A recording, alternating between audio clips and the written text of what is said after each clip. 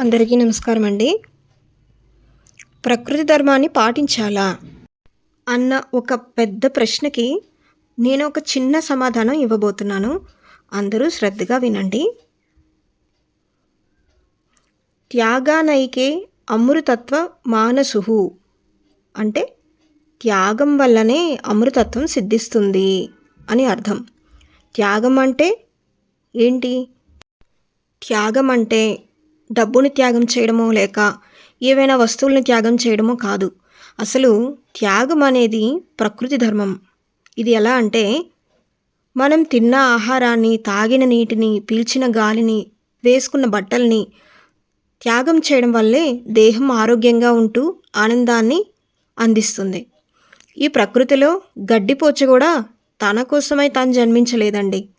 వృక్షాలు తమ కోసమే పళ్ళను తయారు చేసుకోవడం లేదండి. నదులు తమ కోసమే తాము ప్రవహించడం లేదండి. సూర్యచంద్రులు తమ కోసమే వెలుగు అందించటం లేదండి.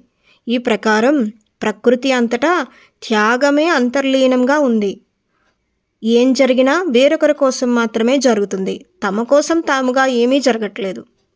అందువల్ల ఈ ప్రకృతిలో పుట్టిన ప్రతి మానవుడు తాను అమృతపుత్రునిగా జీవించాలంటే ప్రకృతి ధర్మాన్ని పాటించాల్సిందే. పట్టు విడిచిపెట్టరాదు. దుర్గుణ త్యాగమే సరైన త్యాగం. ఘనత్యాగము మాత్రమే కాదు, కామ, క్రోధ, లోభ, మోహ, మద, మాత్సర్యాదులను కూడా వదిలిపెట్టాలి. అంతే కదా నేను చెప్పింది? కరెక్టే కదా? అప్పుడే మనం అమృతత్వమైన దివ్యత్వాన్ని పొందగలుగుతాము. ఏమంటారు? అంతే కదా? సర్వం శ్రీకృష్ణార్పణమస్తు. స్వస్తి. Thank you so much.